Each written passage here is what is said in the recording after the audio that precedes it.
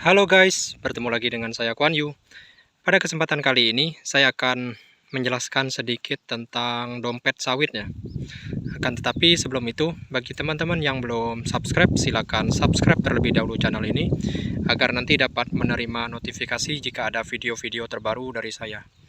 Baik, langsung saja. Di depan kita ini sudah ada tanaman kelapa sawitnya, yang berusia kurang lebih 1 tahun tanam, dan sudah menghasilkan dompet sawit, sudah mengeluarkan dompet sawitnya. Nah, ini dia dompet sawitnya. Nah, ini namanya dompet sawit ya teman-teman. Nah, ini dompet sawit, dompet sawit, dompet sawit, dan ini dompet sawit. Jadi semakin banyak dompet sawit, ini menandakan bahwa sawit tersebut subur dan terawat. Nah, nanti di dalam dompet sawit ini nanti akan keluar bunga. Nah, bunga tersebut nanti bisa menjadi buah.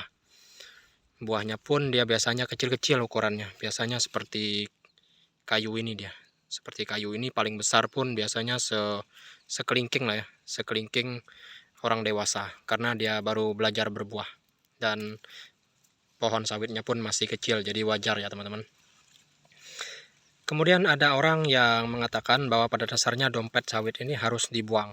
Atau bahasa kerennya kastrasi ya. Jadi harus dibuang ya. Harus dibuang. Karena menurut pendapat mereka, dengan dibuangnya dompet sawit ini akan mempercepat pertumbuhan dari kelapa sawit. Dan dengan dibuangnya dompet sawit ini nanti buah besarnya akan cepat tumbuh. Jujur kalau menurut saya pribadi ya, teman-teman mungkin bisa mengikuti, juga bisa tidak, karena pada dasarnya setiap petani mempunyai caranya sendiri-sendiri ya. Jujur kalau saya pribadi tidak saya buang.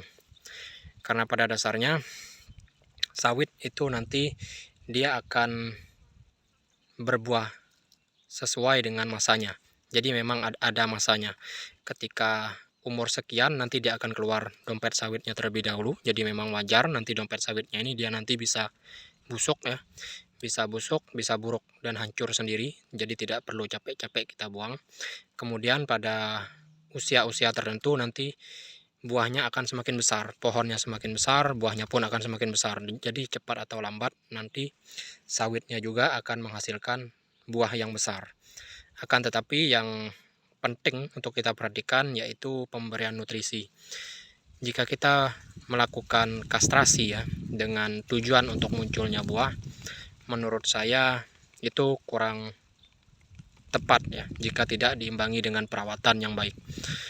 Karena pada dasarnya proses munculnya buah itu biasanya harus dibarengi dengan pemberian nutrisi yang cukup. Contohnya pemupukan yang rutin. Terkadang ada petani yang mohon maaf ya, mereka melakukan kastrasi akan tetapi mereka tidak melakukan pemberian nutrisi. Yang terjadi buahnya pun terkadang ada yang muncul, ada yang tidak, bahkan terkesan biasa-biasa saja. Sedangkan sawit yang tidak dikastrasi bisa menghasilkan buah yang besar karena perawatan yang rutin. Jadi menurut saya yang perlu diperhatikan daripada kita memperhatikan kastrasi atau tidaknya yaitu pemupukan. Nah, pemupukan itu sangat-sangat penting. Sangat-sangat penting untuk membesarkan pohon kelapa sawit dan untuk membesarkan buah kelapa sawit. Jadi jangan diambil pusing ya teman-teman. Jadi cepat atau lambat nanti untuk dompet sawit ini dia akan busuk, dan ketika pohon kelapa sawitnya semakin besar dia pasti akan menghasilkan buah yang lebih besar juga. Jadi memang ada masanya, kita tidak bisa mempercepat keluarnya buah yang besar karena memang ada masanya. Ketika pohon sawitnya masih kecil maka buah yang dihasilkan pun masih kecil, dan itu pun sangat-sangat wajar ya. Oke teman-teman, saya rasa cukup ya untuk video kali ini. Jadi pada dasarnya untuk dompet sawit ini boleh dikastrasi juga boleh tidak, karena pada dasarnya setiap petani mempunyai cara-caranya tersendiri dalam merawat tanaman yang mereka tanam. Sekian dari saya dan semoga bermanfaat.